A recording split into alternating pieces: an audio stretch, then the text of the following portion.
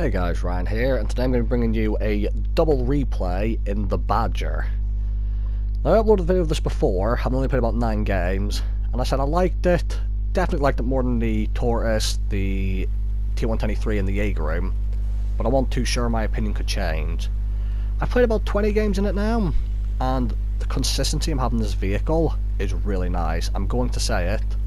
I love the Badger. So, the background to these games is, my brother just recently unlocked his FE4005 Stage 2, also known as the Ship Barn. He wanted me to play World of Tanks with him. I don't want to play tanks, but he said to me, I want my first couple of games in my Tier 10 tank to be with you. So I said, okay, we'll play exactly 2 games. So these 2 replays here are going to be the 2 games I played with him. So these are both back-to-back games here.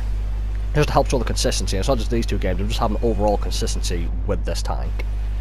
It's on a Typhoon variant map, one of these weather events where view range is down. I'm not the biggest fan of these, but a recurring theme in this game and the next game that you're going to see is no artillery. And now that, obviously that's great for everyone, no matter what tank you're in, but in a slower turretless TD that focuses on being hulled down to use its armour, that's really good. They do have a couple Death Stars though. So, heading to the encounter flag on this map, because obviously in a tank as slow as mine, if I go to the other side of the map and the enemy start capping, I'll be too slow to get back. And also, to put up my ammo loadout, 30 AP, 20 APCR, and I do bring 10 HES shells, and I might even take away 5 of those APCR shells and add another 5 HES. I do really enjoy the HES on this thing. 130mm of pen for 630 Alpha, I believe. So given the fact the view range is down and I've got decent camo and good view range, because I've got coated optics on the Badger, because I have coated optics on most tanks, because a lot of people like using vents. I'm just addicted to view range. I love having it. It's super useful, in my opinion, and works well for me. I'm able to spot the Emil without him spotting me, and I'm also able to shoot him without him spotting me, and I got his track. So he's actually tracked right now. So he made the mistake of, by the way he clearly thought he was hull down, but he wasn't. I see the E100. I realise he's going to be aiming at me when I get over there, so I'm going to switch in a moment to APCR. Ready for the E100. There we go. However, just as I do that, a light tank pops up behind this rock. So he was a sneaky one, able to get there pretty quick. And I have a quick look at that TD, because I just want to make sure I know where the Death Stars are. And speaking of, here one is, right now. Super Conqueror gets ruined whilst crossing over, and I'm waiting for the Death Star. He's my biggest threat. And see, I'm going to use this little hill in front of me to try and hide my lower plate. And I'm just going to stay moving back and forward, and I don't mind if the Death Star hits me here, but thankfully he misses. So, the Gorilla bounces. The Foss actually pens me, and what that means is, I just did what the Emil did at the start on the enemy team. I thought I was hull down, and I wasn't. I had to get a nice shot into the Gorilla there, sent him on fire. Which means that Death Star could have hit me in the lower plate and could have penned me. So I got quite lucky there, but thankfully I did get as lucky as I did, because Death Stars are never what you want to get hit by. Our team is capping. I'm telling them to attack. We're winning comfortably here. I'm already up to almost 3k damage and 2600 assistance through the tracking and the spotting assistance. M103 been spotted. I try to track him here, but I only damage him a little bit, which is a bit of a shame. The light tank comes over. Now there's a ship barn behind him, so after this shot, you see I'm going to load hash. And you're going to see something quite funny here. That tank has 14mm of turret armor, and I have 130 pan. That was a very nice shot by me, not much of his turret was showing. I actually don't pan him, because I hit the tiny part of his turret that happens to be his viewfinder, so I only damage it and don't actually pan his turret. So that was a bit of a shame, but I'm just grateful I got the shot in. Our team finished capping. Liam gets the shot in right at the end, and that's that. But something I know about this tank that I've really noticed is the accuracy has been working really well for me. I don't know about everyone else, but this thing is really, really accurate. So to get into post-game results here, I made 61,000 profit, I did 4,100 damage, as well as 2,600 assistance thanks to the tracking and the spotting, which the coated optics helped with, especially on this game mode, and 1,100 blocked with 2 kills. So, only a second class, because of the type of map it is. I mean, I assume most of my assistance was tracking, not so much spotting, but a bit of it was. So obviously, the light tank would have got most of the assistance there. And you'll see 9 shots, 9 hits. So they actually did me well in that game. As did the armor, to be fair. I got penned once in the lower plate by a tier 10 TD, and that was it. So, the hash, as you saw with the shipborne, it's not a surefire thing, although to be fair, even in an AP round you can bounce off a shipborne, so there's always going to be that factor of RNG there. Like, don't let that shot fool you. The hash rounds on this tank are really good, and I highly recommend you carry some, especially since this tank carries so much ammunition.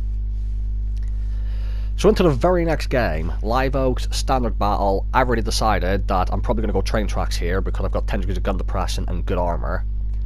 However, when we eventually load into the game, I'm going to see up top that there's no artillery, and now I have 100% decided I'm going to go to the train tracks. With no artillery, I can set hull down, and the only thing to worry about really is the shipborne and Death Star splashing me with hash. And they do have a few tier 10 TDs that with premium rounds can potentially pen me if they hit the right part of my tank through the front. So, gonna start heading to position here. We have a medium tank platoon, 2 of them really, 2 chisels and 2 bat chats, who I'm hoping are going to come train tracks with me, and I'm hoping they're not going to go to the town. And on this tank, it's all about just getting into position, and that's another one of the key reasons, not just the armor, but the speed over a Tortoise. I said it before. Now this isn't a particularly fast tank, but just compared to the Tortoise, it feels so much faster. Like, imagining how long it would be taking me right now to get over there in a Tortoise doing 20. And I'm just so grateful I'm in this tank. You see Liam's behind me there, he's gone, he's giving me a push. The medium tanks are coming this way, which is a good sign for us, or at least the chisels are. Which I suppose they're better off over here because they've got the 10 degrees of gun depression, decent turret armor, and I suppose the bat chats are actually good off in the field because we don't have any light tanks. They have a light tank, and the bat chats can make really good scouts. I had a Hess shell preloaded expecting this to be one or a bat chat, and what you're going to see is, I decide, alright, I'll just fire it off real quick before I load back to AP. And I actually get a penning shot into the M48 Patton with the Hess shell there, because of the angle of his turret, so that was a really nice shot there.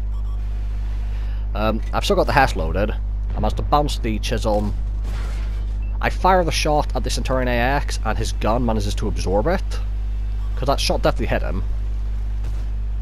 And you see, now I'm going to switch back to AP. And now I'm also finally arrived at the position I want to be at, which is this hill here.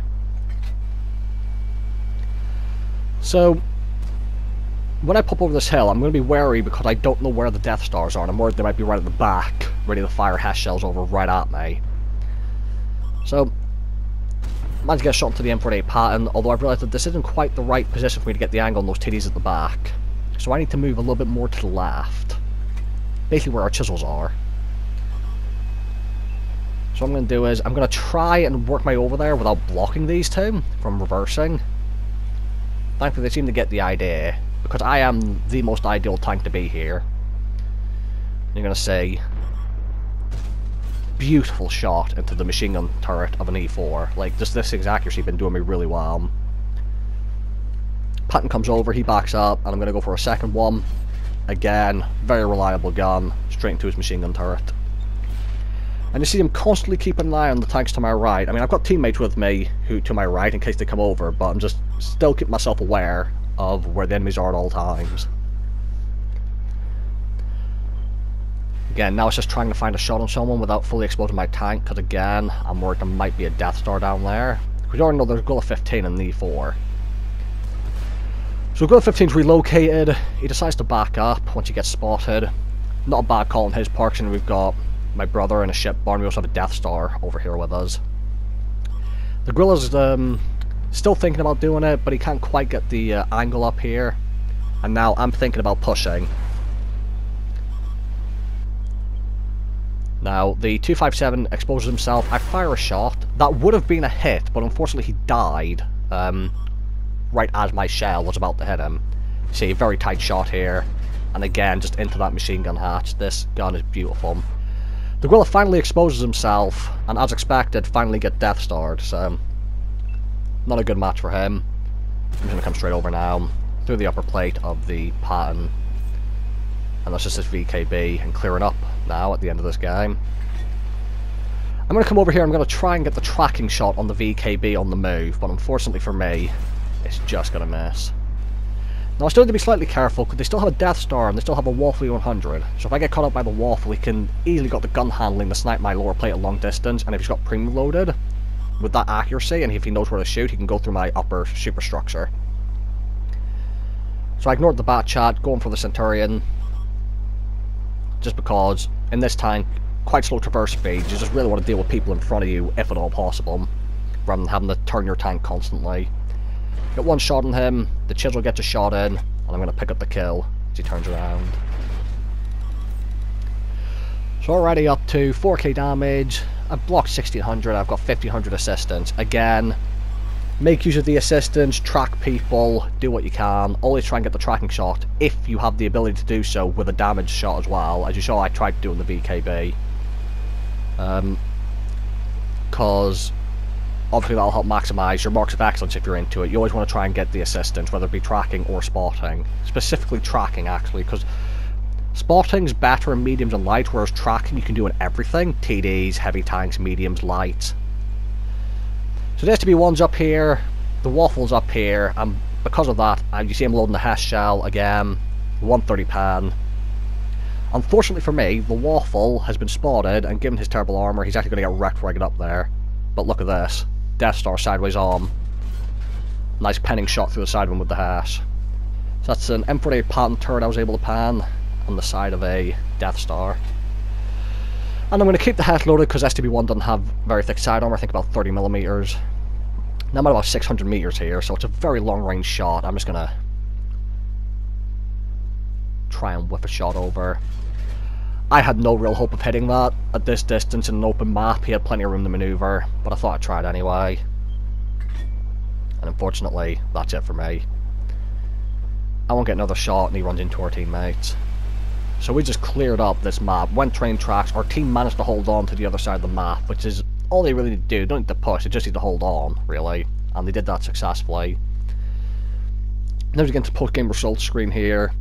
You're going to see, because this wasn't the Typhoon variant, and I was close range spotting my own targets, 4600 damage, 1400 assistance, it's less combined than the first game, but this is actually an ace tanker, with 3 kills and 1600 damage, and you'll see in this game, I also had a 100% hit rate, apart from the crazy shot I took at the end at the STB-1 that was never going to hit, and the shot I fired at the 257, who died just before my shot hit, so it didn't count as a hit.